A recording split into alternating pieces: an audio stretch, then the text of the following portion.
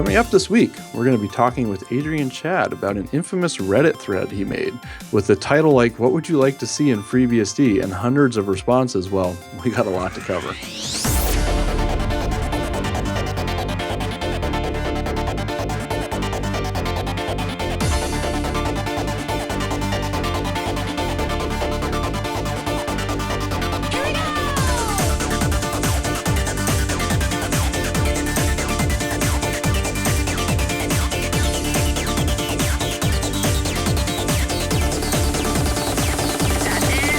BSD Now, episode 101, I'll Fix Everything, recorded August 5th, 2015. Hey, I'm your host, Chris Moore. And I'm Alan Jude. And we're glad to have you guys with us this week. We got, gosh, is it already August? I know, I screwed it up a moment ago when we recorded. I said July. It's hard to believe it's already this late in the year, but It's cool. We got a release of FreeBSD coming in a couple weeks. 10.2's landing, and I keep thinking that's like months away. Nope, that's a couple weeks now. A week and a little bit. That's crazy, but anyway, it's been fun, and I suppose that's good if it's busy and time's flying. Yep. So, but we do have a lot of news to get to for you today, and an awesome interview which we recorded last week and was a ton of fun. I know you guys are going to enjoy it. I don't know, was that our longest interview ever? Pretty close, Alan? I think, and it didn't feel like it was. Right up there. It was pretty much a whole show by itself. Yeah. So we'll breeze through everything today so we can get to that interview because it's pretty good. But anyway, to get started with the news, we have some OpenBSD news from our friend Ted Euanks, who wrote another interesting blog post here about OpenBSD, covering a bit of BSD history and some of the different phases that the OpenBSD has gone through as a project. Yeah. And it's really neat. Go ahead, Alan. Yeah, Ted's blog has actually been very good, and he posts a lot, which is really nice to see. It's getting to see kind of, some of the inside thinking of what's happening and so on. Yep. So he kind of takes he does an overview of the BSDs, and mostly, of course, focused on open, going from the early stages to the middle and towards the end, which will be like the last 5 years.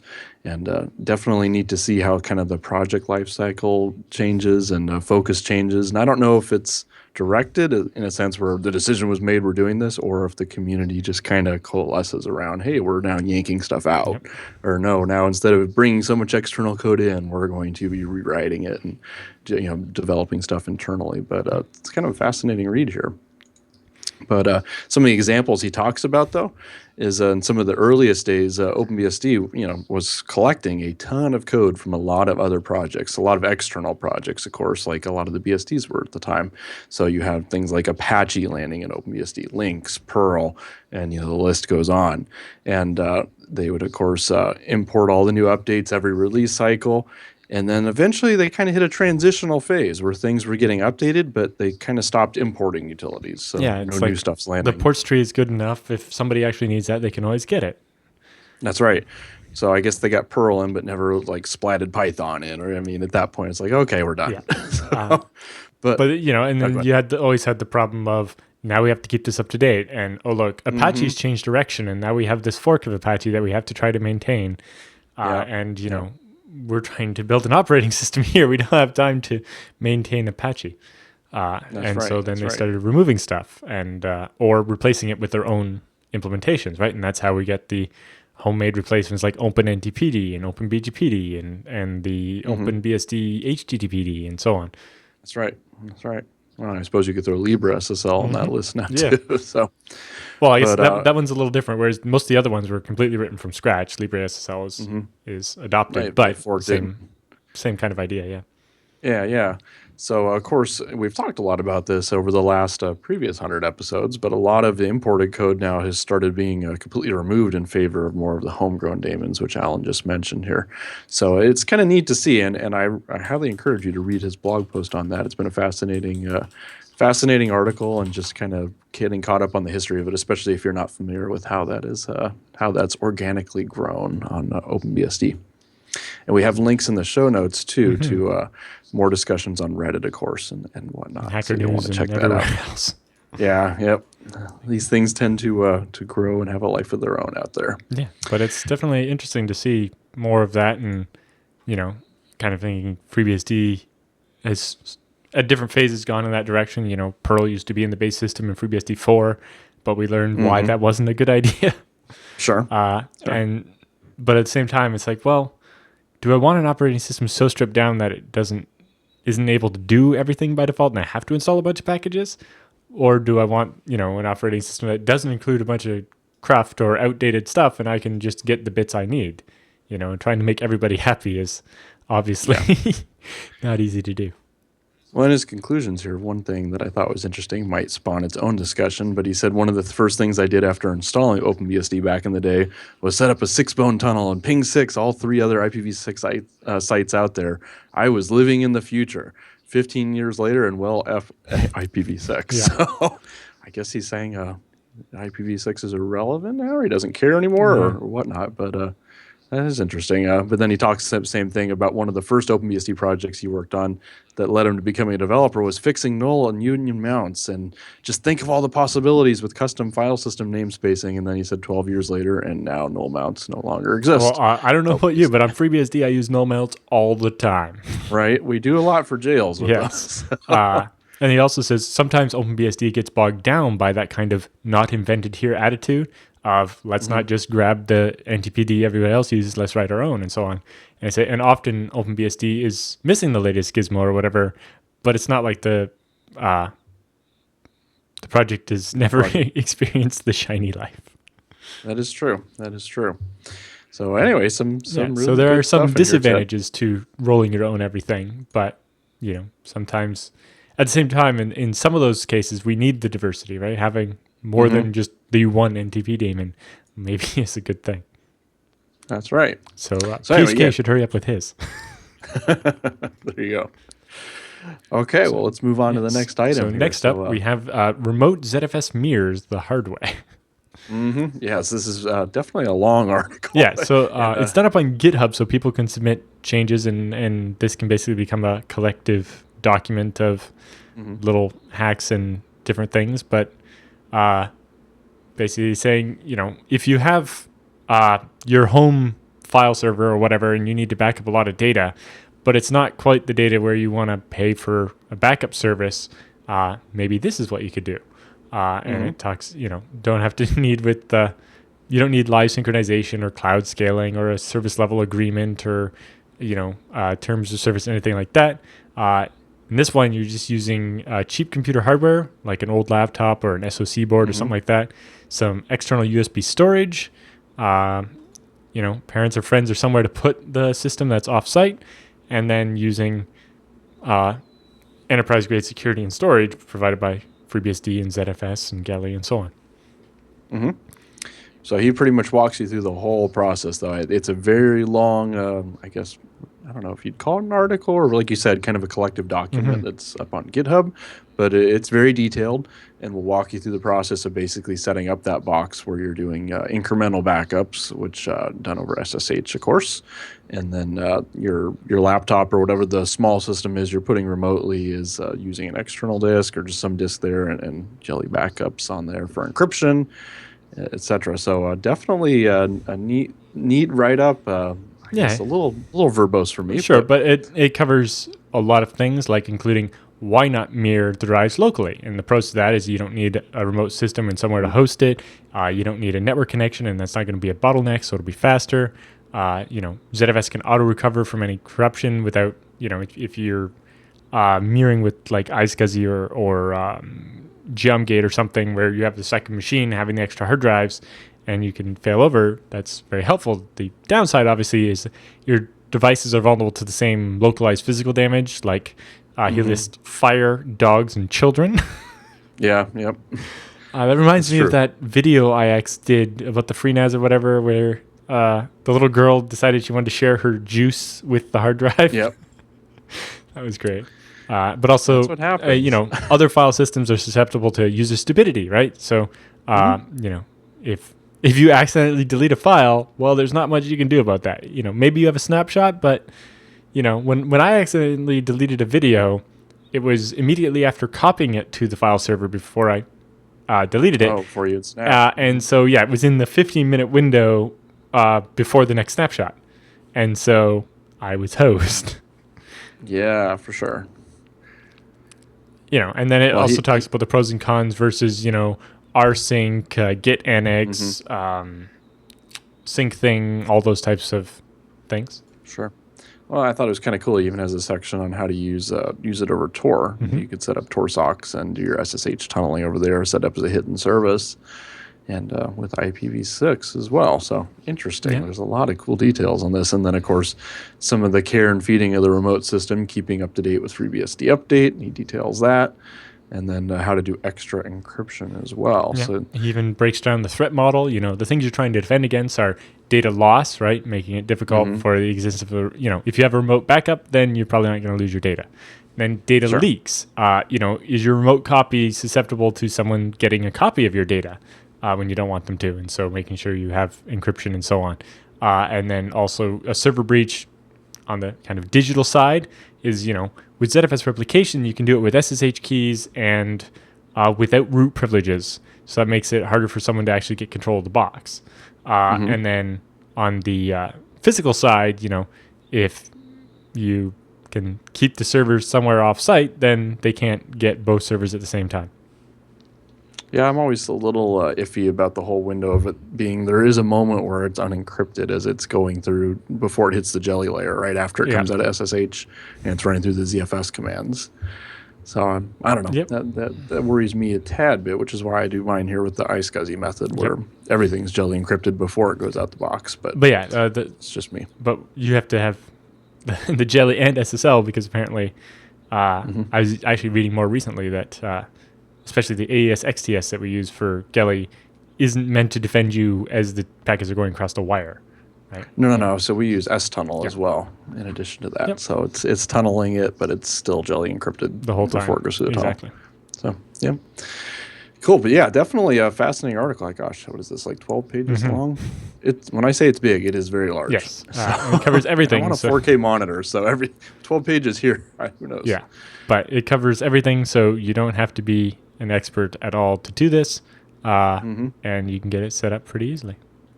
Yeah, very cool. So check it out. We'll have the link in the show notes, of course. Oh, next up, Dragonfly guys. Man, these guys do not quit. There's been a lot of stuff they've been working on this last week, and of course, we got some new improvements here to share with you. So looks like the Intel Valley View graphics support has finally been committed into the main repository, and they've also issued a call for testing for another DRM update matching Linux 3.16 and includes some more Broadwell fixes. Yep. So if you're a desktop or laptop user on Dragonfly, you may want to grab those bits. And in addition, the base GCC compiler has now been upgraded to version 5.2. I didn't even know that was a thing yet. Right? I didn't either. But I'd heard of GCC 5, but not 5.2. Yep. Well, they've gone and updated. So there you go. Commit message here for the DRM stuff. Also, they found an infinite loop in the PCI iteration code where the for loop wasn't actually iterating. So it would do the for loop, but the counter wasn't getting incremented, so it would stay at 0 the whole time and just loop forever. Sure. I did that earlier this morning, actually. Oops. Yeah, it's like I wrote a for loop and used one variable name on this part and missed it on the other part, and it's like, whoops. No wonder that just sat there spinning forever. Right. This is taking so long. Yeah. I don't know why. It's like there can't possibly be that much output. Right? Well, they said Valley View is what triggered the issue, though. So I guess it's been there for a while, but this is the particular use case that made that occur. And they also pulled in some other fixes from the Linux master branch that went in April. Okay. So yes, hopefully that Linux compatibility layer for drivers that Adrian talks about later in today's episode can get pushed into FreeBSD fairly soon, and we can catch up to Valley View. That would be fantastic. Oh my gosh.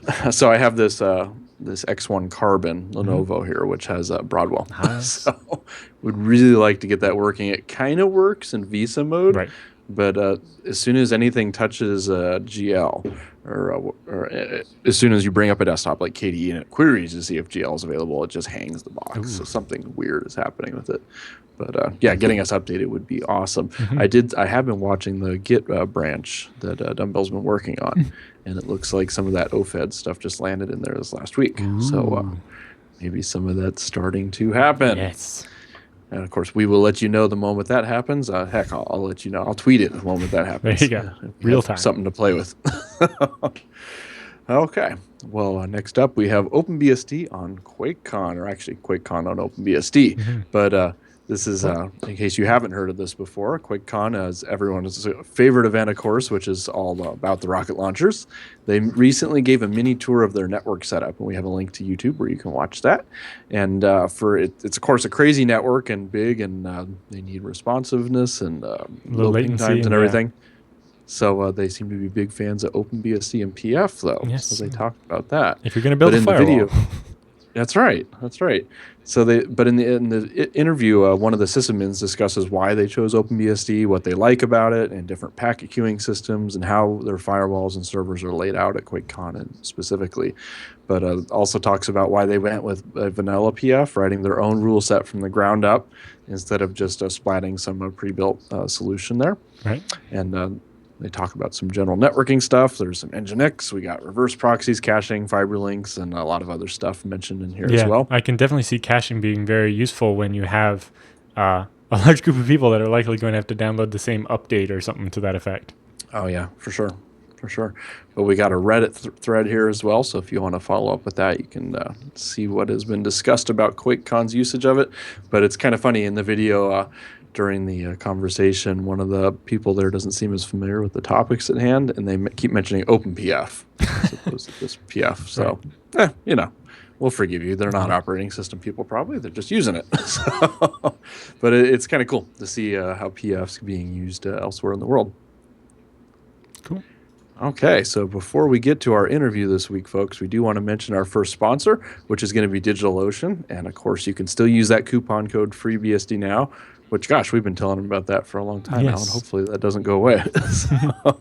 So 5 years from now, somebody will try it, and it'll finally not work. But at the moment, if you're watching this, go ahead and give it a shot. And if you use that code, you get your $10 credit, which will let you run pretty much a VM for 2 months, one of their lower-end VMs, which are all hosted on SSDs, which is just fantastic, and supports FreeBSD natively. So how cool is that? And get your BSD on in the cloud.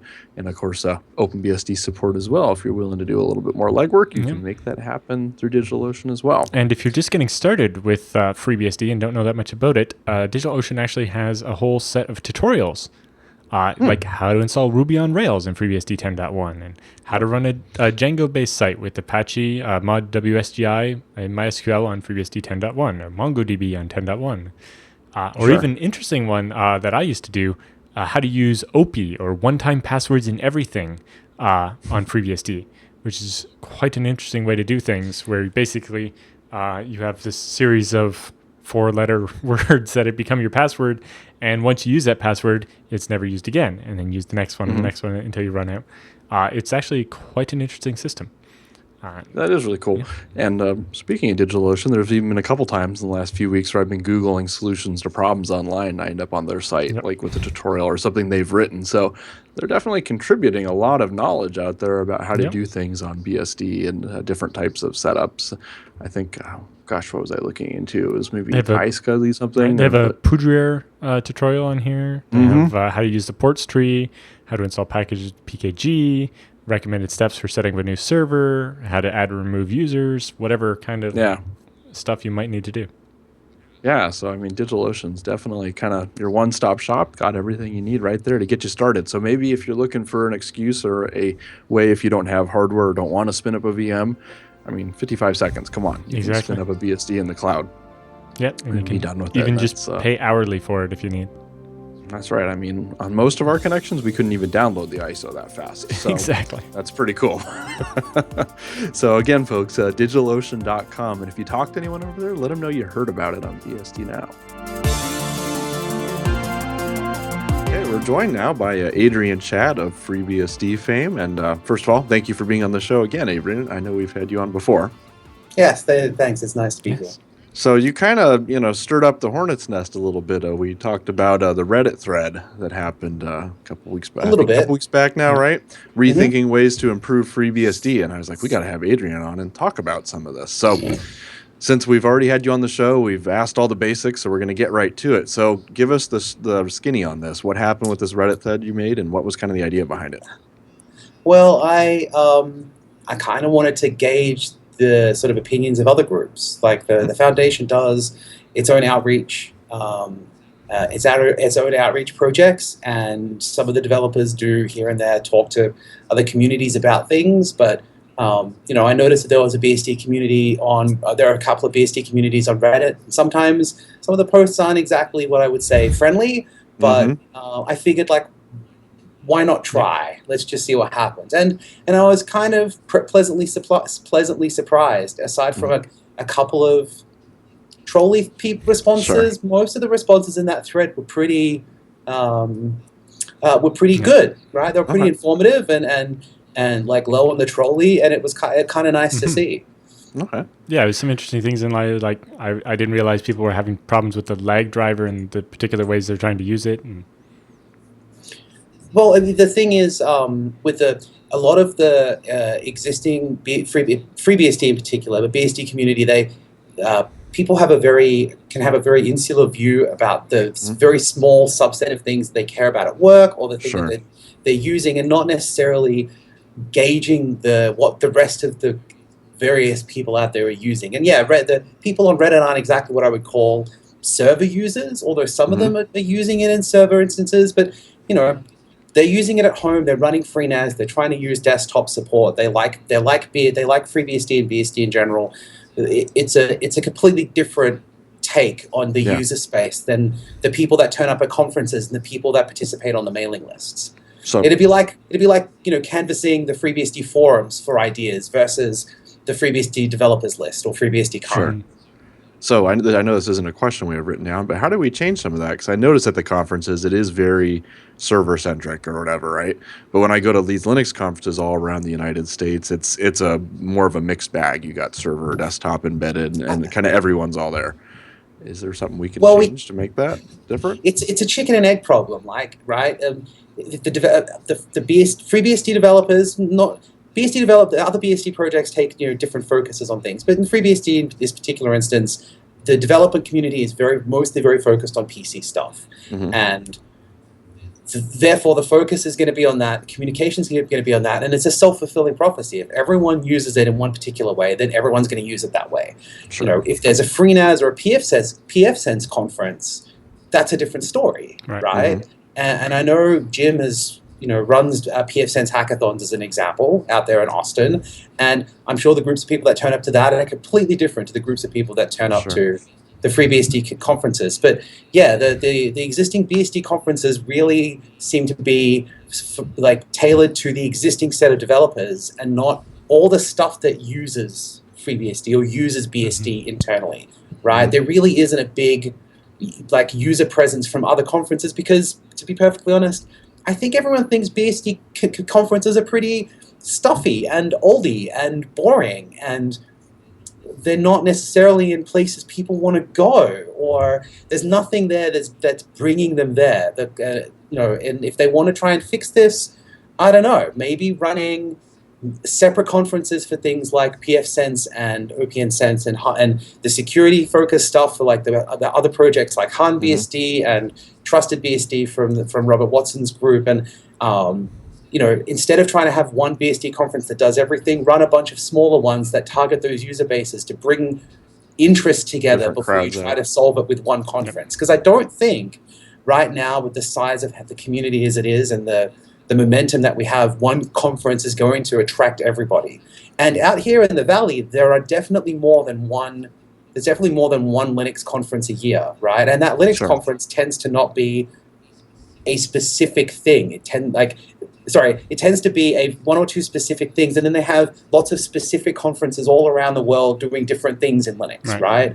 So, I wouldn't try to fix the BSD conferences, the attendance of the existing BSD conferences. I would be more interested in trying to attract people from using it in other things like PFSense, like FreeNAS and other things, and have those vendors running conferences using that technology and try to get that base up. Okay. Well, sorry to distract you from the approved questions here. I'm always distracted. Right. Yeah, I'll let you take the next one. So has there been any changes already based on the feedback from the Reddit? I mean, I don't think there has been. I mean, it's mostly been. It's mostly reinforced the existing. A lot of it reinforced the existing. We need better laptop support. We need better lag support. And what we're missing here are developers to have the time to do it all. Right.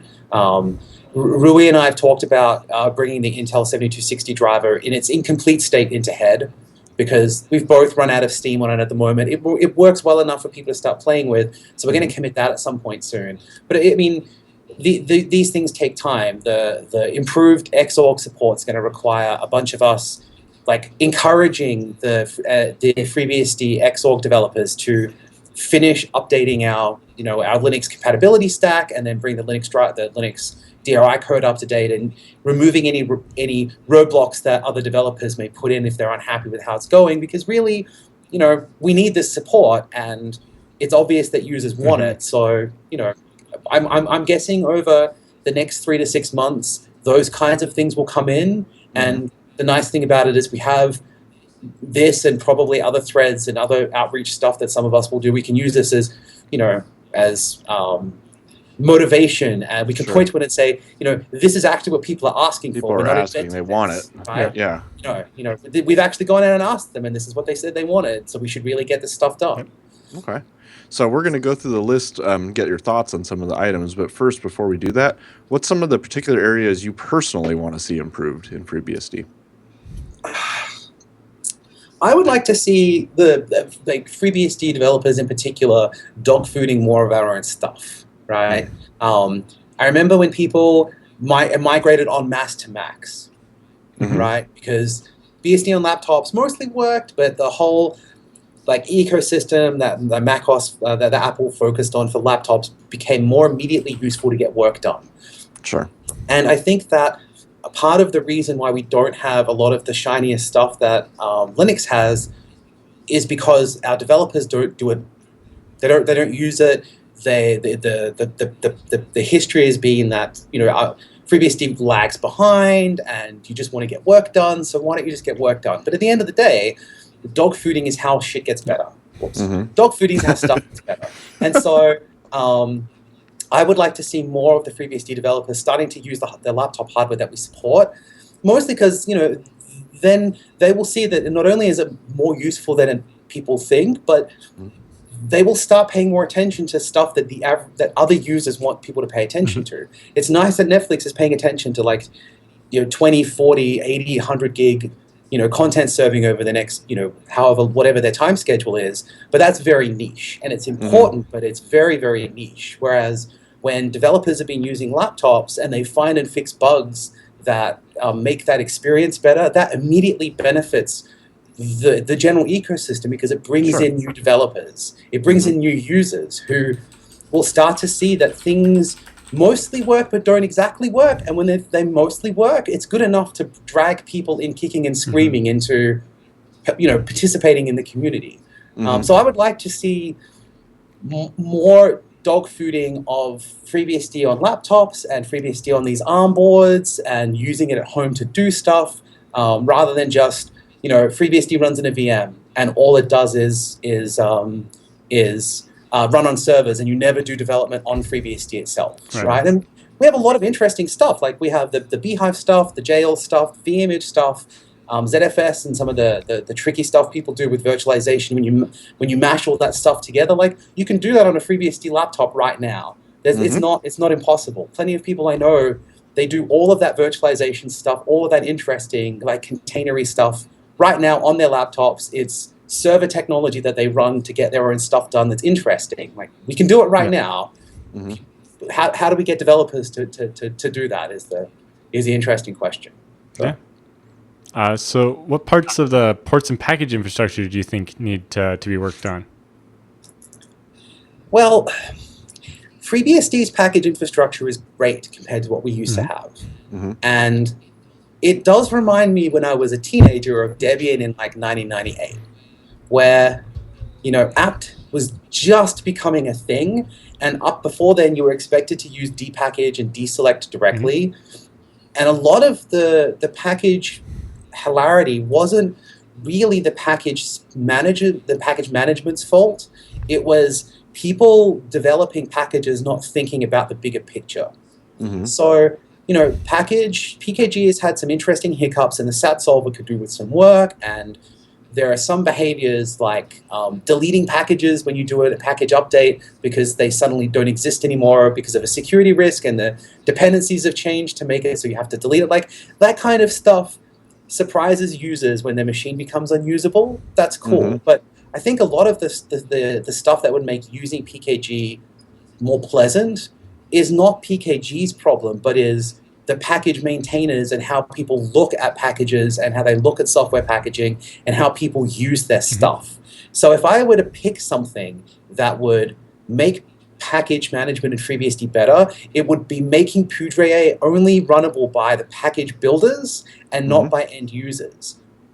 Not because I hate freedom, but because a lot of the time that I say I'm having problems with package stuff, their solution is run your own Poudre install, only build the packages that you need, and then everything will be okay. And I'm like, so I'm a person with a Raspberry Pi that I've put FreeBSD on, and then I turn it on and it didn't boot into X. So I'm going to have to install X. What do I do? Oh, build my own packages? Well, shit, I'm just going to put Linux on it, right? And so dogfooding this comes back to dogfooding again. Dogfooding the packages built by Glenn and Sean and the release engineering team, getting experience with what it's like as an end user rather than as a developer who tightly controls his own ecosystem, I think will improve things leaps and bounds, because then suddenly people will get bitten by the decisions that they as a collective group make instead of... Sorry? I mean, I can speak to that a little bit too, right? So we do our own Poudre builds, and we build the entire package repo. But from my perspective, running on my laptop or desktop, the moment I have to build a port or run Poudre myself, I've failed. Like, I need to be able to just package, add, blah, and get blah, and it just works, right? So it's forced us on the PCBSD side to create shims and like, oh, well, you want Firefox with Pulse? Well, you just package add Firefox with Pulse, and now you got that one. Like, and I think if people would dog food more, they'd find these pain points and go, ooh, I want the package to have these options, so now we're going to set these new defaults, and it's more useful to people out of the box, or create shims and whatnot. Yeah, and I think right. So like that's a good example. So the only thing that stops FreeBSD from having working H.323 video conferencing support right now out of the box is that Firefox plus Pulse Audio is not the default package build option. Right. Which is what we use by default here. Right. And so I'm just going to say this to the FreeBSD community. We're this close to having a completely out of the box video conferencing solution that works open with FreeBSD and non-FreeBSD laptops, which is one of the last things that people want from their BSD environments before they toss using Macs, is working video conferencing support. And the package defaults don't allow you to do that. And when I bring it up, that is exactly the response I get, which is a great developer response and not necessarily a great community enabling response. And that one change, which might make people get really unhappy with like, oh no, Pulse Audio, blah, blah, blah, would actually dramatically improve FreeBSD's usability out of the box. Just that one choice. Like, that's, I think, the thing is, if people were dogfooding this stuff and using only the defaults that the binary packages give and try to get stuff done, they'll realize a lot of these defaults don't necessarily make sense, and we need to change things up a bit. Because once you've got it working, once we have the default package sets be sensible-ish, and the options be sensible-ish, and everyone, it gets a lot more exposure by the people who are also the ones who know how to fix the problems, end users will have less problems. And when end users have less problems, we get more mind share, and then a lot of the problems people keep bringing up, like we don't have developers, we don't have users, where are we getting the money from? Those things will get fixed. But like not having working H.323, not having working audio, so I can't do the video conferencing. Yep. Yeah. So we had pushback. We turned it on by default in our package, and users complained, "Well, I don't want Pulse, and I don't care about web conferencing." So we just made a slave port, right? Like if you want one, it's Firefox-Pulse. If you don't, it's Firefox. Like even that, is still infinitely better, because I can just tell somebody, go in the App Store, package add this, and boom, you're in good shape. But the moment I have to tell somebody check out a ports tree, we failed. Yes. And I think this is an old school FreeBSD thing where, because ports have been the the primary source of truth for users as well as developers, that people have an expectation that that's what they get and that's what they can customize and users are going to do it. It's 2015, no one cares anymore. It's nice for development and it's nice for like building custom appliances and new OS distributions and having it all that stuff all work together is great if you're a developer. It's 2015, I have a Raspberry Pi, I want to put X on it, I want it to be able to work as a desktop out of the box. Please don't make me build Firefox on a Raspberry Pi. Please. Please just don't. No. I'm begging you. Checking out the ports tree on a Raspberry Pi takes longer than it takes to install and run Linux on the damn thing. Right. Yeah. Okay. Well, going to something I guess that might be a little controversial. We talked about this last week, and I have my opinions on it. We want to hear yours. But the whole 3 firewalls in the base system, as you said, it's 2015. What do you think? Is it time to ditch IP filter entirely? Do we need 2 firewalls, or maybe we should ditch PF and go IPFW, or vice versa? Just what? Where are we going with that? We need to be Linux. We need a new one. We need to build a new one that's the conglomeration of all of them, and then everything is cool.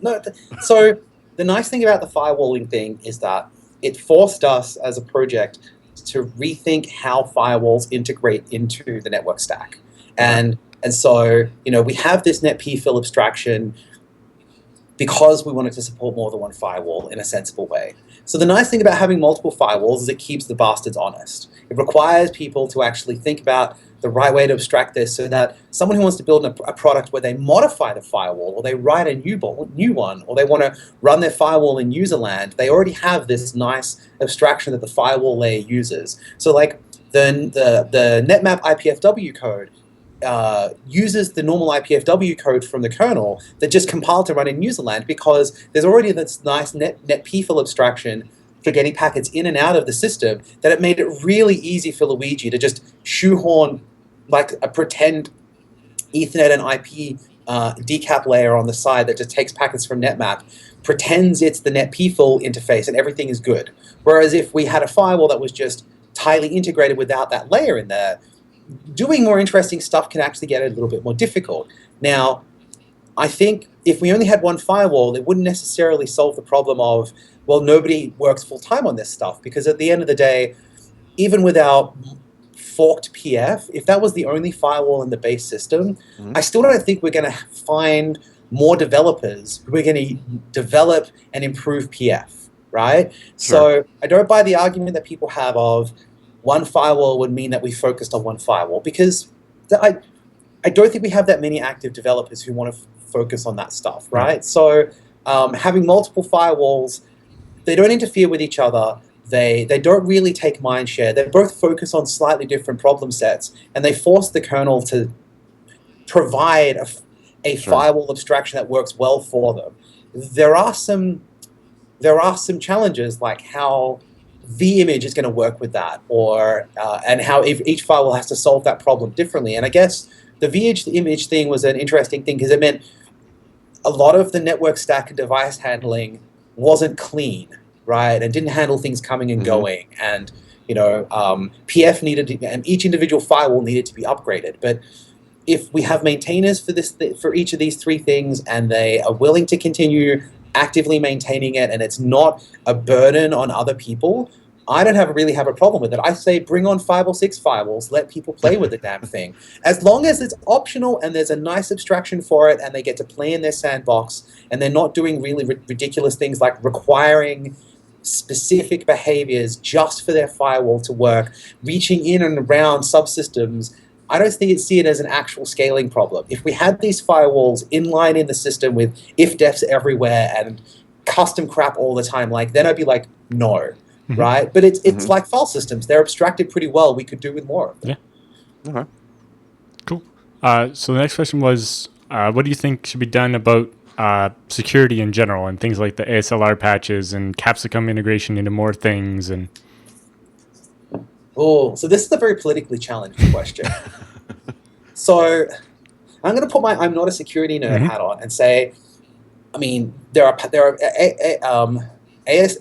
is interesting because on one hand, there are plenty of papers that say we can crack it, it's not a big deal. And on the other hand, having multiple layered security things to prevent like drive-bys is actually pretty useful, right? But I'm not a security person. But what I am, so I can't say in this particular instance, is ASLR technically a good idea, right? So I'm not going to say that. That's a security nerd's problem. But then security nerds keep forgetting that real people want to do development on these things. And what brings communities together is not necessarily correct technical solutions that work for everybody, but things that bring people together are things that they want to work on stuff and they want to improve things and they want to feel like they're part of a community, they're contributing to something bigger than themselves. So like bringing in something like hardened BSD patches, as long as they're not forcing the system to grow in a specific way, brings in a new set of people, a new community where new ideas come in and can be incorporated in, and some of them will work and some of them won't work. But at the end of the day, what's important for this is like evolving technically is not necessarily picking the exact optimal solution all the time. Right? It's evolving things so that it doesn't go backwards necessarily too far too often, but it does bring in more people that get to play with things. And if 5 years down the track it's defeated and it's pointless, then we have that community, and that community is the ones who want to be working on the next gen stuff. So right now, Sean's gone and made himself a pretty decent active community of people that believe in this idea of a BSD with these things. There are some other people that may disagree with the usefulness or validity of this, but the thing they cannot disagree with is the fact that Sean's just gone and created a new entire community of people out of nowhere who are interested in this stuff. So there is actually interest in this. Sure. Now, what do we do about that? I don't know. But somehow people keep saying, oh, the BSD community isn't growing, blah, blah, blah. And then out of nowhere, this hardened BSD stuff appears, people come on board and start using it.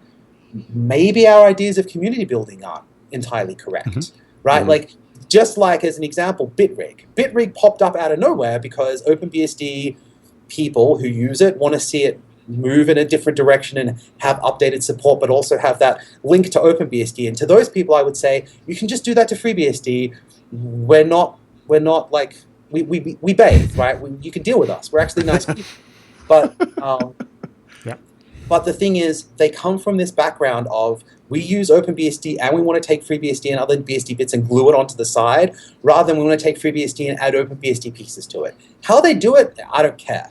The fact that there's enough people interested in this to form a community is a much more appealing thing. And that's the thing that I think needs much more focus than neckbearding over the specifics of whether it's worthwhile or not. Because whilst we're neckbearding over that, that whole community can come into existence, grow, and then move away or die, whilst we're still sitting here going, do we do it? Do we not do it? Is it technically like the optimal solution? Here's the thing. Technically optimal turns out not to be necessarily the correct solution. Look at Linux. True. Right? And I'm not saying this is Linux is crappy. I'm saying is they make lots of decisions. Some are good and some are bad. But for them, the interesting part is always improving and always changing and always taking on new things and giving people the sandboxes they need to play with things and a way to get it into the upstream if it turns out it's a good idea. Do we have that? Different discussion. Okay. You want to ask the second part of that question there, Alan? About Capsicum? Yeah. Do you have any thoughts on Capsicum or the new Tame, which is... So, I mean, Capsicum's cool. The thing that made me sad about Capsicum is it went immediately into Linux as well, which should tell you exactly, how much people care about BSD versus Capsicum. But see, Capsicum was driven by someone who was already in the BSD community, or a group of people already in the BSD community. And is it relevant for people like me doing routed things on really tiny routers? Not really. I don't have the memory to spare for all of that extra code, as much as I'd love to, right? But the thing is that it did create a community of researchers who are interested in working on that stuff. It did get integrated, and there is a lot of interesting work going on with Capsicum, but not a lot of it's in the base system. It's like it got shoehorned into the base system. It broke a bunch of stuff by default. It changed how we have to run things, but it hasn't really percolated through the entire stack, right? Sure. It's more being used as a stepping stone to do other things, right? I would love to see Capsicum enabled Firefox in Chrome as part of the base system. Yeah, for sure. Right? It was a shame that never got merged in. Yeah, like what's the deal? I kind of hope that happens, right? But yeah. Cool. Okay. Well, how about integrating more code from other BSDs? Any thoughts on, for example, switching maybe to LibreSSL or bringing in an updated PF from OpenBSD? So FreeBSD, the BSDs do tend to share code pretty well from each other already, right? LibreSSL, as an example, I don't know. I mean, I know that there are a group of people that are actually looking to maintain a package and like do integration testing with it to see how well it can act as a complete replacement. So I think, replacing the base system SSL is one of those things that is going to take time. And OpenBSD and other projects have the benefit of not trying to support things necessarily for very long term, and they just say to people, it's time to update, and everyone does, right? Sure. Whereas we try to run FreeBSD like it's a commercial operation with like long-term support, but we don't have funding, and so like we're trying to create not as much work for ourselves, but we are. I don't know. It's a very weird situation that I'm in. So like a decision like LibreSSL is a long-term thing where we may create like longer-term pain, and so I in this particular instance, we're doing it the right way. There is an active group of people willing to screw around with it. They have a ports commit bit, I believe. They've got a port working for it. They're doing all the hard leg work. But in general, like we're pretty good at integrating code from other people. Now, PF is an interesting example for OpenBSD because we don't have anyone actively developing PF with an aim of keeping it in sync with OpenBSD. What we have is a group of people who are actively developing PF to add features and fix bugs and make it perform well, right? So would I like to see people keep our PFs in sync and make FreeBSD's one more the same so that sharing is easier? I would love to. But what I don't have is $500,000 a year to pay a bunch of developers to do that. Sure. So I don't think that it's a question of do we want to see it happen or not, because why the heck not? But it's more a question of are there developers with time and motivation who need those features, who want to port them? And we haven't been porting PF in its entirety over, mostly because we have to care about vimage and threading and all that other crap, right? But we do a pretty good job of I believe we do a pretty good job of code sharing. Okay. How about some of the latest graphics updates over in Dragonfly or wireless code from there? We took the OpenBSD 7260 driver that someone paid for. Just so people out there listening realize, it was actually a paid-for thing. A university paid a developer to do the port. It wasn't done spontaneously, right? Yeah. I was approached as well, and I'm like, I don't have the time. Good luck. Let me know when it's done. I'll port it to FreeBSD. We took the driver and we're trying to make it actually work on things other than one laptop. So there is code sharing going on there, right? And Dragonfly is pretty good about taking updates from us from wireless. The reason why we can't take the graphics updates is because they did on the other OSs, they just took the DRI code, wrote a Linux layer that pretended to be Linux for the DRI code, and then ported everything forward. Our DRI layer took the DRI code from a while ago, BSDified it, removed a bunch of the Linux-isms, made it BSD-ish, and then committed that, which meant that it was more integrated into FreeBSD and less easy to port updates to. We looked at doing a complete port from the Dragonfly code into FreeBSD, but it presupposes there's a Linux layer that's more complete. So once that Linux layer that's more complete goes in, and the OFED updates are going in right now, that the Linux layer from OFED is being turned into a Linux layer instead of a InfiniBand Linux layer. So once that goes in, we'll start the FreeBSD XOR people will be criming crap left, right, and center from other BSDs to upgrade our Linux stack, our DRI stack. Cool. Okay. Cool. Well, how about ARMS and MIP support from NetBSD? Anything happening in that arena? So we do. I have encouraged some of the NetBSD people to steal back the Theros code I've done. They may do it, they may not do it. I don't know. It's more again, it's a question of whether someone there has the time and motivation. But in terms of ARM, there is actually a lot of active collaboration going on online between the NetBSD ARM people who do a bunch of interesting ARM stuff earlier than we do, and then we get it and we make it work we make it work more, and then we actually do mesh pretty well together online and share code between drivers and platform bugs and stuff. So there is actually a lot of NetBSD, FreeBSD, ARM port stuff going on behind the scenes. MIPS is not so great, mostly because like I'm doing all the Atheros stuff, and I don't think anyone's really picked anything up over in NetBSD land. If they want to, they can. It's there, right? But they've been porting other things. They've ported support for a bunch of new MIPS boards that we don't have yet. So we'll be cramming code back from them, and then chances are we'll find bugs in drivers as we push them harder and run more SMP cores, and then they'll pick up changes from us. And so yeah, there'll be that backwards and forwards. Cool. Okay. So maybe looking at this from the other way, do you think there's something other projects could learn from FreeBSD? What does FreeBSD do right? I'm trying to be polite. How do I be polite with this question? Oh, just give it to us straight, man. 6 months ago, I would have said like wireless and graphics, and then they went and like trumped us in the graphics support. So I'm like, no. I mean, each BSD derivative has a different focus, and it's nice that we're all solving different problems differently. We all have different communities with different quirks that we would get drawn to. It takes a certain kind of person to be drawn to each of the BSD communities.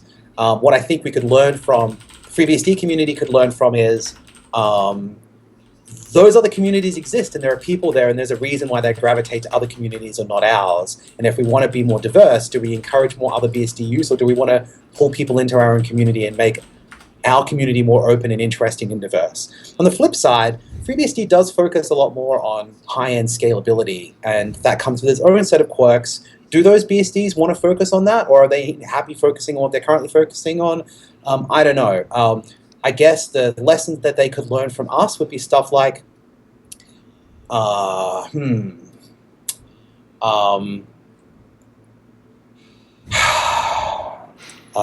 don't take too long migrating away from CBS. Yes. Right. Migrate from CBS. Like, get to Subversion now, or just go straight to Git. Don't screw around. The longer you wait, the more older the median developers in your community will be. Migrate away from CBS, for the love of God. Migrate away from CBS. Right? Migrate to Git. Please. Yeah. Just go straight to Git and be done with it. Just go straight to Git. Git is great-ish. Migrate straight to Git. Yeah. Right. Get away from CVS. But also, I mean, the other communities, they all seem to be doing pretty well, except for the CVS bits. And migrate to newer tools. Like, I would say, don't look at FreeBSD. Look at Linux. Look at the newer communities. Like, you may be happy with your tools. The rest of us, new developers, aren't. Do builds for every platform. Migrate the hell away from NATS and CVS. Look at what the tools that people are currently using. And as much as you may distaste them, you should be thinking, and this is not necessarily FreeBSD's doing a good job, or at least trying, you should be trying to build infrastructure out that encourages new participation from people who aren't you. Right. Right? That's right.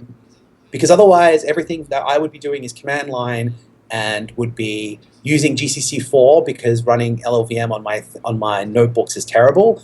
Like, we should be thinking about like what makes your stuff more attractive to other people and easier to use and easier to get into and easier to debug. But if you're happy where you are, that's cool. We'll be over here trying to migrate to Git and trying to use better bug tracking stuff and getting up to date on graphics. Are we migrating to Git at some point? It's an interesting question, just because at least half developers, I think, already use Git and then just eventually commit via SVN. But well, no, at the last Dev Summit in Canada, they had people raise their hands. How many people actually have a Git repo and are using Git? And it was like 2/3, right? So if I had to say anything to the rest of the communities, you are not your best representative. You are not your own best representative community sample. Like, most people have migrated to Git, not because we're all Git fanboys, but because everything else is more painful. Mm-hmm. Right? But that's the lesser of multiple evils. Yes. All right. Well, someone had also suggested better marketing and promotion, which can apply, of course, to all the BSDs. So what can we, as the listeners and people who contributed to your Reddit thread, do to promote some of the different BSDs? Well, I want to say use more stickers, but I mean, that's an old trope, right? and a lot of the promotion that people did in the 90s, thinking that would be cool, doesn't really apply these days. Tell people that you're using it. Put it on everything that you... Okay, so yeah, how about we pretend we're Linux in the 90s and we want to actually get mindshare? You run on everything you run. You tell people that you're running it. You post online and like take photos and like Instagram it, but also like dog fooding it on your own laptop environment. I run all my Wi-Fi kit at home in FreeBSD. Partly it's good for development and debugging, but partly like when you tell people that you can do it, they'll be like, wait, FreeBSD runs on MIPS access points? Where do I buy those? And then suddenly what happened to BSD can happen, right?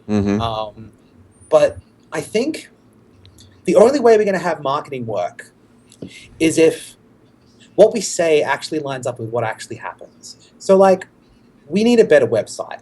Okay, as an example, the FreeBSD old website is not easy to use. If I want to go download an image, I don't want to have to read a chapter on prerequisites for installing FreeBSD before I install FreeBSD, right? It just needs to bloody work, right? Ubuntu did a pretty good job. Canonical did a really good job. They're making Ubuntu accessible to people, but then shit has to work out of the box. There's none of this like, put the installer CD in, it doesn't install into a laptop and give you a working install. Like, what the hell is that?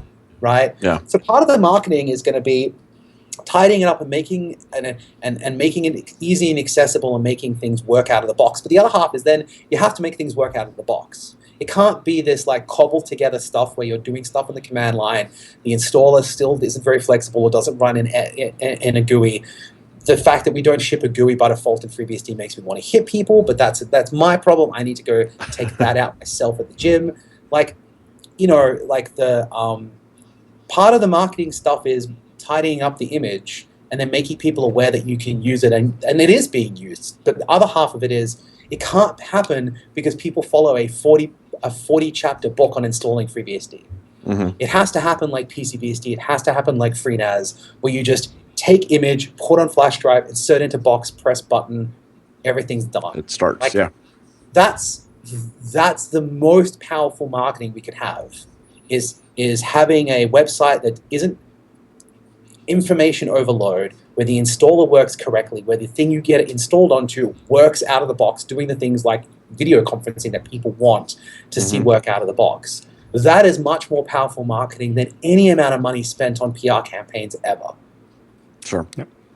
I know it took a lot of effort for us to put into like getting sound working out of box and like configuring things out of box and like, doing dual head. Wi-Fi needs to work out of the box. Who the hell works on Wi-Fi? Why isn't he or she like making it work out of the box? Oh wait, we don't have anyone working full time on Wi-Fi. Like those are the things that people actually care about. And like this isn't just for desktop; it's for servers too. Like out of the box, we install in a crappy low res console. We don't have default package sets that like for like here's a default package set for like Node and NoSQL. Here's a default package set for running a data like Postgres or MySQL. Here's a default package set for running, I'm not going to say Docker, like Jenkins or Django, or like, you know, if you want to deploy this stuff, you got to make it easy for people to do, because that will be the marketing will happen organically by your users saying, holy crap, this works. And then people will actually want to freaking talk about it, which FreeBSD developers never like doing. They don't like talking about what they do. They don't like saying how easy it is, and that shit just works. And that's what we need. We need to be focusing on making the end-to-end experience not terrible and work out of the box, and then users will just talk about stuff because apparently that's what millennials do. Right. And that will be our marketing. Hey, so I heard a rumor before we wrap it up here in a second, but you were working on some graphical bootloader thing or splash screen support again? So it's funny. I now have remembered all the VGA crap I learned as a kid and then subsequently purged with alcohol.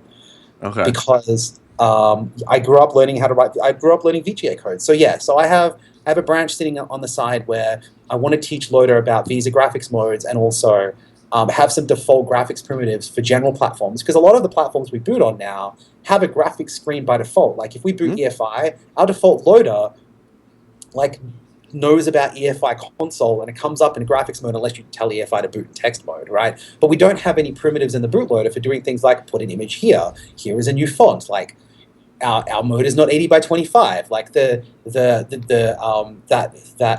ANSI emulation mode in the loader is actually part of the i386 console code. There's no generic like console emulation that everything can use. So like there's a whole bunch of tidying up to do in the loader for just generalized graphics bootloader support, and then a little tiny part of it is the bit that turns on like a Visa graphics mode and puts it into high res and lets people do interesting stuff. Because I would like my laptop to boot very pretty, and I would like my boot screen to be a mode that's not 80 by 25 in case I want to do something that like read a file that's longer than 25 lines. Because it's 2015, my screen is this big.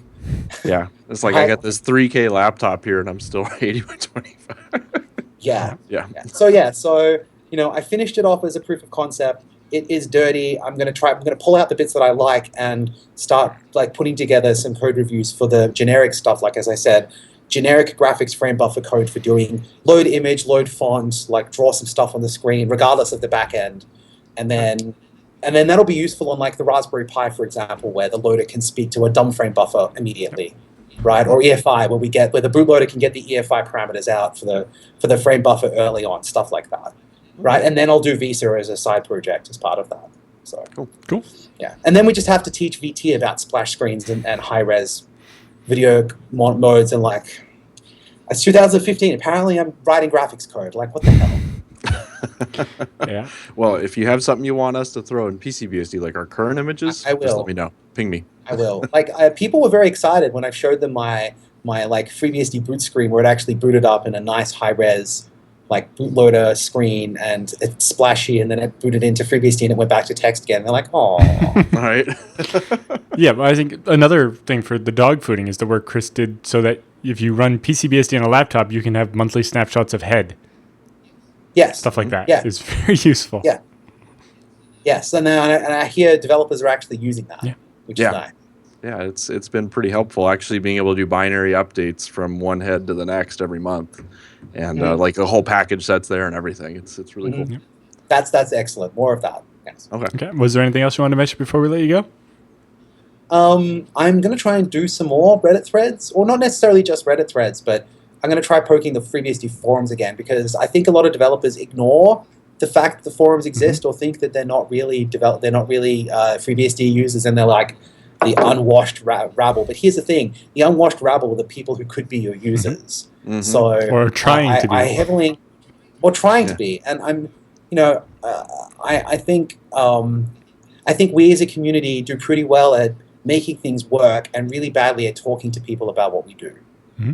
And that's okay, because not all developers want to talk about what we do. But one of the big things I remember from Linux in the 90s was there are a small number of people who were very vocal about what they did, and encouraged people, mentored people into like coming on board, and crap was broken all the time, but no one cared. And there is some of that happening in FreeBSD and other BSD lands now, and we need to encourage that more.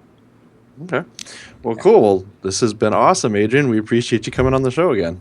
It's been fun. I'm sorry for swearing. No problem. No, I get excited. It was awesome, man. We love seeing the enthusiasm, and we're glad you're out there doing what you're doing. So keep up the good work, and we may have to get you for another interview again down the road, kind of get a status update on this. Yes. Thank you very much. Well, thank you.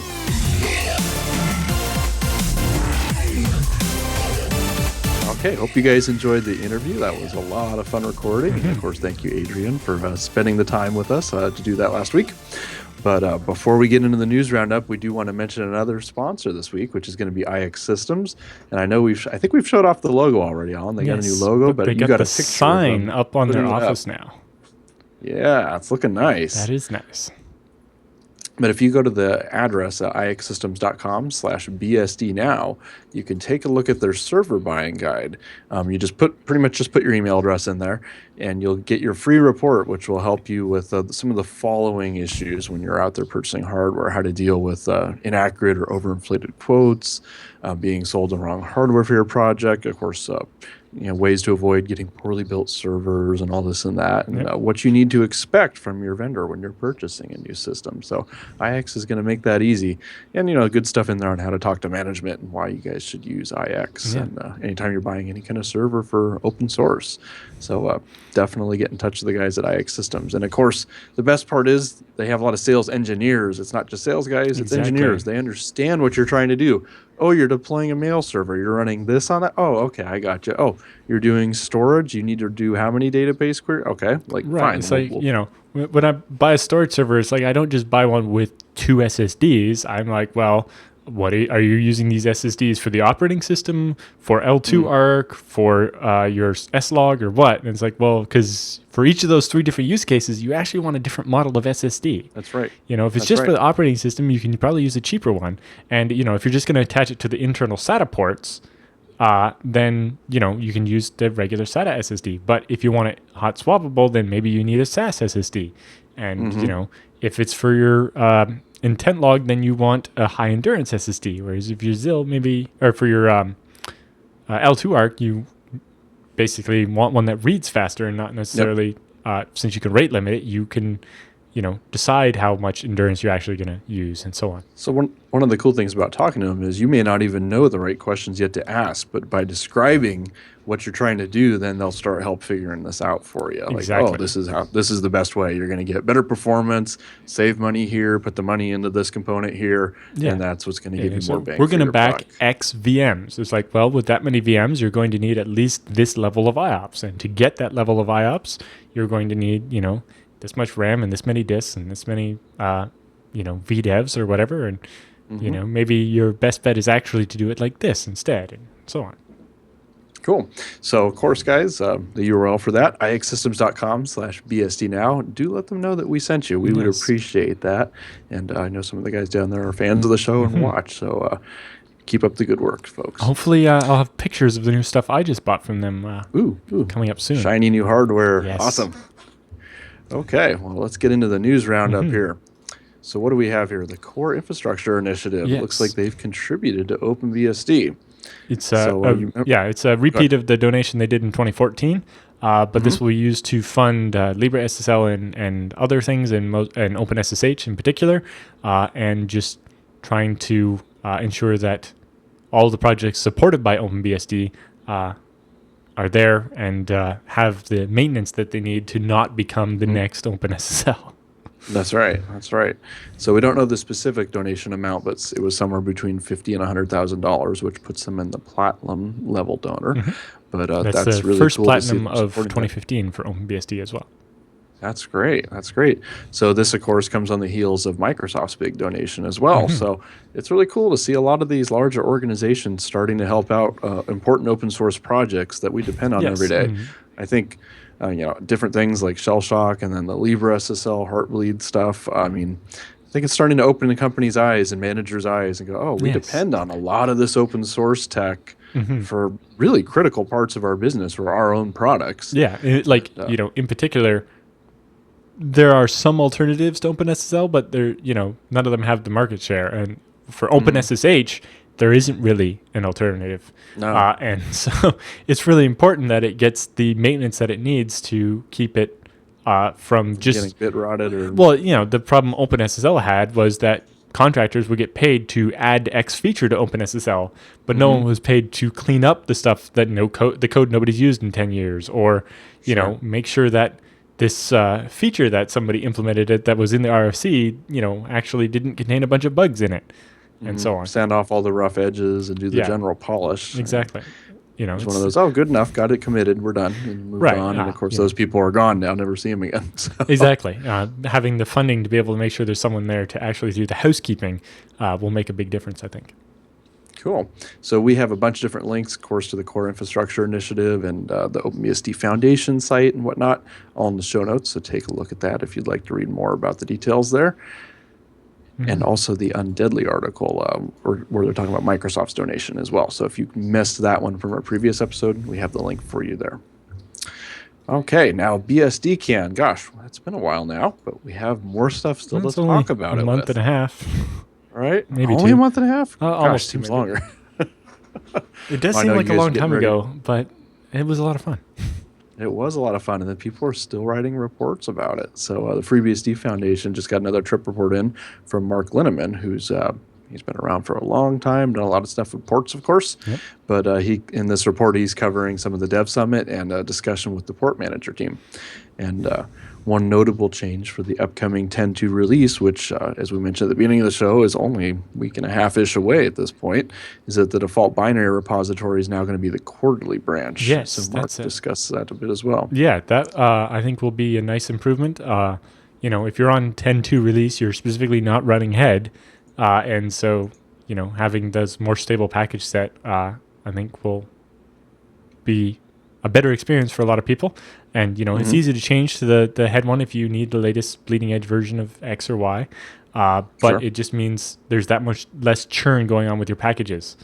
You do package upgrade and it's only going to be security fixes and so on, not just a constant churn of, a newer version of this, and it changed some default option, and now, or the one that got me, I guess it was a couple months ago now, but it's like, I want to install VLC, and it's like, that will require uninstalling KDE. I'm like, huh? It's like, I need find out what that was? Yes, I have to install VLC-QT4. Otherwise, conflicting versions of Qt, and it's like, well, okay. Yeah. That's a bummer. And avoiding that stuff by using the quarterly branch, that was one of my to-do list items from BSD Can I never got done, was teaching port snap to have an option to give you the quarterly branch. Pull a different branch in? Yeah. That makes sense. So actually, honestly, I'm not using port snap at the moment. I haven't used. I haven't used port snap much lately because I use Poudriere to SVN the latest ports tree and build my own packages. But as Adrian said in an interview earlier, developers maybe need to stop doing that and use the official one. Well, I guess on my development machines, I actually do use the official ones. It's only my work servers where we have our custom one where it's full of our custom stuff. But your tweaks. Yeah. Well, cool. Well, in addition to some of the trip report discussion about the quarterly branches, Mark also talks about some cross-compiling support. He attended the talk about using QEMU that Sean Bruno and Stacy Sun did, talking about cross-building in Poudriere using the QEMU stuff. I think this was talking about building ARM packages that are tier 2 architecture, so that definitely is fascinating. And he talked about there's, of course, a trade-off curve between how complete the emulation is versus how many real-world use cases are going to be affected and whatnot. So it'll be interesting to see how that evolves in the future. And he said he also attended some network performance presentation. So that was quite a bit of fun. It was actually a pretty long article here. Yeah. But I think at the end, one of the cool things he said is it's hard to overstate the importance of the hallway track. And yes, for sure. That was a big one. He also talks about what do we consider to be the FreeBSD-based system, and talking about, well, now that we have things like NanoBSD and Crochet and the FreeBSD Wi-Fi build that was very popular at BSD Can for those routers, it's like we definitely need to look at, what is the base system versus, maybe we need a couple of different profiles, and I think that's something that we'll be able to achieve with packaging base, but we will at the same time have to answer the question is which packages are base and which ones become optional, and how do we handle all this? Do we start moving more things back into ports? I mean, if we're already doing packages for everything, does it make more sense to say this at that point, just what's the difference between a base package and a port? And I know Baptiste said that they pull from different repos, so at the moment that would probably be the biggest difference. One comes from this repo, one from here. But I can definitely see some of the stuff being, here's the runtime stuff that you need to run it, but all the debug symbols can be a separate package that you can optionally pull in or optionally not. But even like just having a compiler could actually be a separate package. So on my router, I don't want a compiler. That's right. Save space. I don't have space for that. I don't have space for anything. I have 6 megabytes. Wow. Yeah. Of course, that feels like a lot now that I've been working with the bootloader where you have 64 kilobytes. That's true. You're like 6 megs is so luxurious. Nice. Okay. Well, next up in the round. One more thing. If people don't know who Mark Linneman is, he's most people's first interaction with the project, actually, because one of the thankless jobs he does is going through the old bug tracker, Nats, and now the newer one, Bugzilla, and properly classifying all the bugs, make sure they get assigned to the right person, and updating the title of the bug to include, this one has a patch and it's by the maintainer or whatever, so that it makes it easier for developers to actually find the bugs they're interested in and get those moving. So for a lot of people, he's their first contact with the project, and he's a great guy to have around. Sure. And that's why you need to come to these conferences so you can meet really cool people like this. Yes, he also has lots of interesting stories. A lot of these guys do, I've found. Okay, well, next up we have the new Lumina desktop. I had a new release this last week. 0.8.6 has come out. So this was released by my brother and the PCBSD team. And in addition, there's a nice new website that went up talking about the desktop, which of course is all BSD licensed. This is pretty much a bug fix and a performance improvement release rather than a ton of new features. And that we got that in just in time for PCBSD 10.2 to go out the door. So that was why the timing was kind of coincidental there, right? But also, the on-screen display widgets should be a lot faster now. The configuration allows a lot easier selection of default applications. In other words, which is your default browser, which is your default terminal, email clients, et cetera, et cetera. Nice. And I know they did a lot of work on getting non-English languages supported a lot better. There's been a lot of translation updates and fixes related to internationalization. Yes. So, if which you haven't languages are popular? It turns out, right? A lot of, English isn't the only thing people speak. What do you know? Right. Do you know which ones are the most popular? Like German? I don't know what ones are the most popular in the project. No, I couldn't tell you which ones have been installed the most. Because it depends, I guess, which OS you're running it on, too. Because Lumina is on all the BSDs, and it's on different Linuxes as well. Yeah, so I don't have stats for all those to say. Right. But obviously there's a lot of demand for Lumina, so that's nice to see. That is good. That is good. So yeah, it's made its way into a lot of other projects. So you should be able to give it a shot on any of your other BSDs, and it's kind of cool because now you can run a BSD licensed desktop environment that's a little bit more featured than just Fluxbox or something like that. So it is cool to see. So give that a shot. That's out this week, and we'll have the link in the show notes if you want to look at the blog post about more details and get some of the nitty-gritty on it. Okay, next up we have some more hackathon reports. Here's the one everybody's been waiting for. I know, right? Well, tell us what have we been waiting for here, Alan? Right, so this is, again, more reports from OpenBSD's latest hackathon, but the first one is from Alexander Nedvedicki, who's the guy from Oracle that's doing the SMP performance in PF patches. He talks about his experience going to a hackathon for the first time and lays out some of his plans to integrate the very large SMP PF patch from Oracle into OpenBSD. And talks about that, and also just the fact that, OpenBSD still uses CVS, so they have to deal with that. And then there's that one, and then the next trip report is from Andrew Fresh, and he's talking about, he showed up without any specific plans, but ended up doing most of the work on UTF-8 and Perl. Sure. Those being his areas of expertise, and also quite a bit of talk about coffee because he's big into that. I've noticed that's kind of been a running thing on Twitter for the last couple of weeks with the OpenBSD guys, taking pictures of the different fancy coffee and so on. Nice. Well, he said also it had a little bit of mention here of ARM v7. So he said, I did enjoy being there when things weren't working, so Brandon Mercer could try and futilely explain the problem to me. He said, I wasn't much help with kernel memory layouts. Well, a lot of us aren't, unfortunately. So he said, fortunately, others overheard and provided words of encouragement and some help, which was one of my favorite parts of attending the hackathon. I think having all those brains in one place really does help. Yep. So the next person we had who sent in a report was Florian Obser, sent in a report that includes just a little bit of everything here, talking about how they set up the hackathon's network, doing some RelayD and HTTPD work, bidirectional forward port detection, and of course, airplane stories. And we had to talk about the food a little bit. So you get a little bit of everything in that one. Yes. And burgers and beer with Theo sounds like a lot of fun too. So who we got next here? We got Paul Arufti or something? Yeah. I apologize if I butchered that. But he said he wrote about what he did there, talking about the Octeon CPU architecture. So, and also writing a new driver for onboard flash of a DSR 500 machine, which was built using the Common Flash Initiative specification. So that means with it being generic like that, OpenBSD should now have out-of-box support for pretty much any flash memory device, which is definitely going to be super helpful when you're dealing with things like MIPS and ARM-based devices with that often have embedded flash. Yes, apparently there was also talk about turning it into a fake SCSI driver so that it could be used more generically. Oh, yeah, that would be neat to see.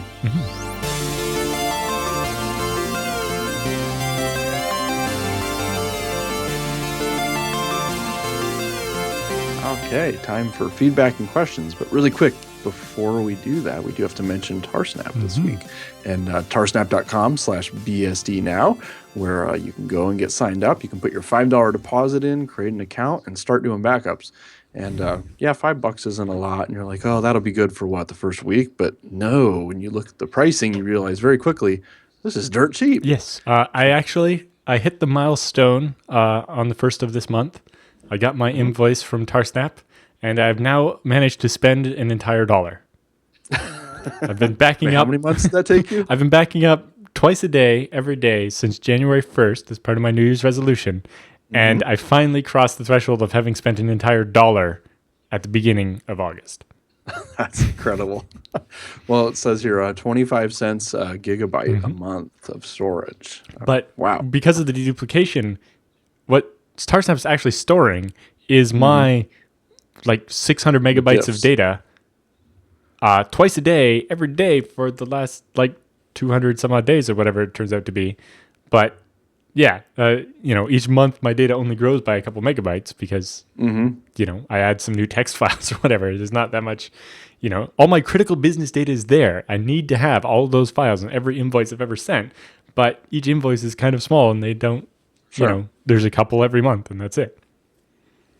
That's right. So Tarsnap, I mean, not only apart from just being cheap, which is great in and of itself, everything's encrypted. So it's deduplicated, it's encrypted, so they don't even have access to whatever your data might be on the remote end. So how cool is that? And there's no fixed or minimum monthly fees. So you're not getting hit with a $3 a month charge or something just for having the service, even though you didn't use that much or whatever. Yeah. If I was Colin, I would do that. But I'm not. So maybe Colin's nicer. Yes, Colin is nicer than me, and he also has a more mathematical definition of fair than I do. That's right. So anyway, go to tarsnap.com, guys. Grab a client for just about everything under the sun. Audit the source code yourself if you don't trust them, which is probably not a bad thing to do, and start doing your backups today. Okay, so first up this week, we have Hamza writes in asking about procfs. He says, hey, I came across a Linux application, NetHogs, that shows network traffic by its PID. It's on the FreeBSD wanted ports list, but it requires significant work because it depends heavily on Linux procfs. Is there any documentation guide or tutorial that details what are the equivalent ways to get information in BSD that procfs provides in Linux? He said, my Google foo has been failing me miserably. Well, there's a couple places I would look. If you want to find out which application and user own a particular socket, look at the source code for sockstat, which can do that. Also, there is linprocfs, which is basically a port of the Linux procfs. And so you can mount that, and then actually you have a Linux procfs, although it doesn't have every entry that a Linux one does. So it definitely, you can find out map process ID to process name and so on, but I don't know if it'll have all the detail that the application is looking for. But it'd definitely be a good start is you can... Yeah, that would be almost easier to extend, you would think. Yeah, so you can definitely get linprocfs, and possibly, yes, if importing that program, you find that it'd be great if it had this, these extra features that Linux procfs does, you could add those into linprocfs so that rather than just porting it for that one program, you would port FreeBSD to work with more programs. But right. I think sockstat and the existing linprocfs would probably give you what you're looking for. Okay. Cool. Well, next up, we have a Florian who writes in asking about IPv4 and IPv6. So he says, hey guys, first of all, congratulations on the 100 episodes. Well, thank you. We appreciate that. He said, so I have a FreeBSD 10.1 server with a jail, which won't stay alone for long, though. He said this jail only has an IPv4 address on an interface. The host has no IP on and runs in FIB1. This way, the jail's default route can go through its DMZ subnet, but the host, SSHD and so on, isn't accessible from there. It works fine for IPv4. He said, however, for IPv6, I can't figure out how to do this. He said, I tried setting a static route in FIB1, tried to start and then RTSLD. I think in FIB1 to handle the routing there's still no dice. And he said, Alan, that you mentioned that any IPv4 aliases on the interface have to be /32. Could a similar restriction on the IPv6 side of things mean I have to assign an IPv6 address to the host to get the daemon figuring out the routing? Let me just check mine double quick here. Look at that. With IPv6, I don't think so. I don't know if I have... I'm sure I have a server that has a whole bunch of IPv6 addresses. I'm trying to find it here. Right? You probably have one or two somewhere. Yes. I know one of them was broken because the prefix length was wrong before. Anyway, he also emailed again later saying he thinks he can simplify the question. He's asking, how do I run the RTSOLD, the basically router advertising daemon, in a separate fib so the default one's routing table isn't affected? That's the setfib command. So setfib can be used to either modify an existing process's fib or whatever, or you can use it kind of like you would use nice to launch a program automatically wrapped in only access this fib. So you should be able to do that. I'm trying to remember. I don't think RC.D has a framework for this. I know there's one for nice, and I know I wrote a patch for doing something with this with fib a long, long time ago, but fibs weren't enabled by default back then, so it wasn't very useful. But yeah, you should be able to use setfib to start that RTSOLD, or at least an instance of it, inside a particular fib, so that it only modifies the jail's routing table instead of the host routing table. Okay. So that might solve the problem.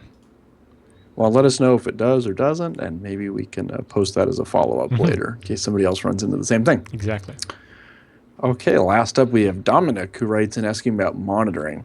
So he says, hey guys, so you've hit the 100 already? Crazy how fast time flies. I know, Alan. It seems like we just started doing this. Right? I don't know. I still feel like the day we actually got started was us sweating in that little room in Malta where the air conditioning was off doing those interviews. That was a lot of fun. That was our first hallway interview type thing. Yeah, and we got some great ones, right? You know, Jordan and Paul Henningkamp and Kirk and Theo, and that was a lot of fun. Yeah, that was, but gosh, 100 episodes ago. I know. But anyway, he says he started with BSD approximately 3 weeks before the first episode, so he's been with us for a while now. He's growing up with us. That's right. He said, congratulations to that, and thanks for the awesome show. He said, I haven't missed a single episode, but where are the T-shirts? Well, more on that in just a second. Just hang on, we're getting to that. Sorry that wasn't ready for last week, but stuff things happen. Anyway, he says, this time I have a question regarding the monitoring of servers. He said, as the number of machines I'm using is growing, it's getting harder to keep up with what's happening where at any given time. I started looking into monitoring solutions like Nagios, etc. It would be nice to have a system that can alert me when dodgy stuff is happening on my network or servers. He said, I have a FreeBSD gateway running on a dedicated remote root server, which I wanted to use for setting up a jail, being a monitoring server for my other machines in different locations like web server, mail, XMPP, VPN, etc. So he said, I imagine you guys have plenty of experience in this domain, so I was hoping you could point me in the right direction. What are the things to consider, and what are the options there that are worth looking into in general? As always, thanks in advance, and keep up the good work. Yeah, so at BSDCan, I heard a number of people saying that, you shouldn't use Nagios because it's horrible. But I don't think anybody agreed on what you should use. So I'm currently also still using Nagios, but not by hand. So what we do is we use our orchestration system, currently Puppet, but we're moving to Salt. And we basically, each machine, as it becomes part of our network, generates its Nagios config files and pushes it into our Nagios jail. So we actually have 3 Nagios jails. 2 in Canada and 1 in Europe, so that we can monitor things from different locations. So like it's 1 in Canada, 1 in my basement, and 1 in Europe. But Sure. yeah, we're doing kind of monitoring everything. We monitor, how busy the network card is, free memory, CPU time, stuff like that, but also the latency and packet loss. And that's part of the reason why we do it from 3 locations, is that way we can be like, oh, well, if only one location is seeing packet loss to this there, maybe it's a problem just between the locations. But if all 3 agree that that machine has packet loss, then it's probably a problem at that machine. Yeah, we need to look at it. And stuff like that. But sadly, Nagios doesn't actually have any intelligence to be able to be like, oh, don't alert me about the packet loss if at least 2 of the monitoring nodes don't agree that is happening or something, right? So it's not great, but it works. Okay. At the moment, I don't have that many machines where I have to do that. All my machines are builders connected with Jenkins. Yep. So I just keep an eye on Jenkins and see if things, and it monitors like memory and disk usage and all that. And when I do updates, like when I push out all the security updates for PCBSD here, so when an update happens, I'm obviously aware of it, and I just update them all at once here. So my situation's a little different, I guess. But yeah, if anyone else out there has some suggestions on ways they're monitoring their systems, or maybe one that's not using Nagios, write it in. I'd be curious, and maybe you'd be as well, Alan, to hear how people are doing this. For sure. And to answer the question about the T-shirt, the long-awaited T-shirt is finally here. And here's what it's going to look like. And Alan brings up the big picture. Ta-da! This is inspired by Chris's idea of doing the usual suspects with the BSDs. And we got, BSD on there with a hard drive and a gold Z. And then Puffy's there, and he's broken your wireless access point in half. And then we have a toaster flying the NetBSD flag. Which, if it's going to be a toaster, it's got to be flying. Yes. I mean, come on. Exactly. But yes, those shirts, when do we expect to have those up? So we expect to have the Teespring campaign online probably tonight or tomorrow. And then it'll close and probably ship around our 2-year anniversary episode, which is like 105. Cool. You'll be able to place your orders soon, and they will ship in less than a month. Fantastic. Yes, so we will let you know as soon as that is available, but keep an eye on the site. I'm sure it'll be here very soon. And I'm really happy with how the artwork came out. It looks awesome. It does, and I look forward to seeing a bunch of people wearing these at FreeBSD That's right. Yeah, we want to see you guys. And when you go to Linux conferences, take these shirts. Like, this is great advertising, not just for us, but for BSD in general. It's pretty cool to see all the different mascots on there. Yep. So hope you guys enjoy those. Okay, so as we wrap up the show here, of course, we want to remind you guys, please send in anything you find. If you have questions, comments, or any topics you want us to talk about, you find a story or some cool blog post on the net, send it in. Or anything cool you've written or anything you've read that was interesting, anything. And don't just assume we've seen it, because sometimes things slip through. If you haven't seen it on the show, we haven't seen it. That's right. So send that, of course, to feedback@bsdnow.tv. That's the only email we monitor, so do try and send everything there, otherwise it might get missed. But we will look forward to getting that in a future episode. Yes, we love your questions too. Please send. That's right. So please send us more questions. And of course, if you've had a question in the past and fixed it or found some other solution, send us follow-ups too, because we like hearing how things have been solved or different ways you've skinned the cat, so to speak. There's a lot of different solutions out there. Just picture future you who is searching for the solution to a problem and finds a BSD Now episode where someone else had the same problem and they didn't write in to tell us what the solution was. That's right. So do try to remember to send us the follow-up on for that. Posterity, make sure you tell us the answer once you figure it out. That's right. So again, feedback@bsdnow.tv, and we'll look forward to seeing you guys in another episode soon.